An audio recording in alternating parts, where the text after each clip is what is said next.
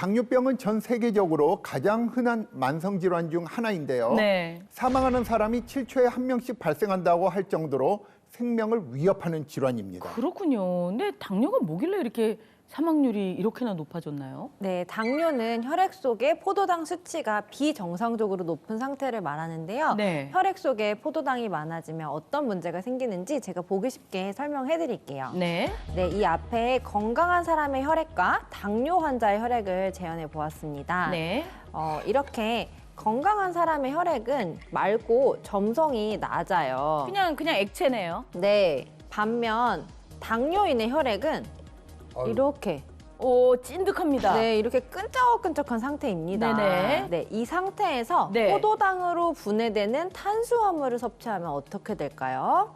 아무래도 이제 우리가 식사를 했다고 치면 네. 이렇게 더 찐득해지는 것 같은데? 더 이렇게 아까보다 더 덩어리가 탁해지고 커졌죠. 찐득해졌어요. 네, 그렇게 되면 이렇게 혈관 속에서 혈액이 원활하게 흐르기 어려워지고 네. 혈액순환 장애가 일어날 수가 있어요. 아, 이게 그러니까 혈액이 흐르는 이미 속도부터가 네. 주르륵이냐 꿀렁꿀렁꿀렁이냐 이런 속도의 차이도 나고 저렇게 만약에 끈적한 혈액이 내 몸속에 흐르고 있다.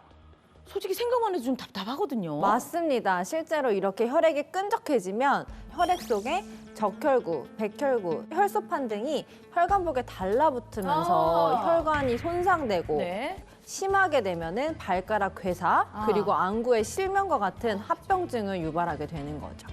근데 탄수화물이 우리 한국 사람의 주식인데 이게 밥을 먹을 때마다 이제 혈당이 오르내리게 돼 있잖아요. 근데 이게 어느 수준이 되면 당뇨라고 진단을 받게 되나요? 네, 이 당뇨병 진단의 기준이 되는 공복 혈당 수치가요. 네. 100 미만이면 우리가 정상이라고 네. 보고요. 100에서 125 사이면 당뇨병 전 단계. 네. 그리고 126 이상이면 우리가 당뇨병으로 봅니다. 근데 이게 왜일까요? 우리가 탄수화물을 주로 먹어서 그런 건지 이미 우리나라 국내 당뇨 환자가 600만 명에 육박했다고 하는데 이게 맞나요? 네, 대한당뇨병학회 발표에 따르면 대한민국 국민 중 10명 중 4명이 당뇨병이거나 와. 당뇨병 전 단계라고 합니다. 그리고요, 예. 이 당뇨병은 모든 연령대에서 발병할 수 있는데 완경이 시작되는 50대에서 60대 여성에서 이 당뇨병 발병률이 높은 편입니다.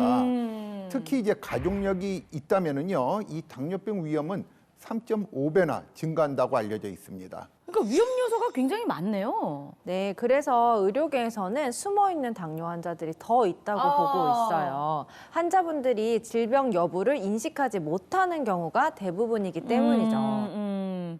모르고 있는 게 문제인데 솔직히 그렇잖아요. 뭐 피가 끈적끈적해져 있다는 거 사실 우리가 뭐 몸으로 느끼는 것도 아니고 이게 뭐 알아채지 못하는 일 아닌가요? 네, 당뇨의 초기 증상은 다식, 다음, 다뇨라고 해서 많이 먹고 많이 마시고 이로 인해서 화장실을 자주 찾게 되는 증상인데요. 네. 이게 일상생활에서 흔히 느낄 수 있는 증상이라서 이게 병이라고 알아채기가 힘들어요. 그렇죠. 뭐 하루에 화장실 몇 번 갔는지 세는 것도 아니고. 맞습니다. 네. 그리고요, 아예 증상을 느끼지 못하는 경우들도요, 많습니다. 이 저희 병원에도요, 이제 관절염이나 이 류마티즘 때문에 병원에 그냥 왔다가 네. 피 검사를 해서 당뇨 사실을 알게 되고는요, 이제 급격하게 이제 불안감을 호소하는 경우도 이제 많습니다. 이야기를 들어보면은요, 이 당뇨병 증상이 없어서 뭐 전혀 몰랐다고 이렇게 말씀하시더라고요.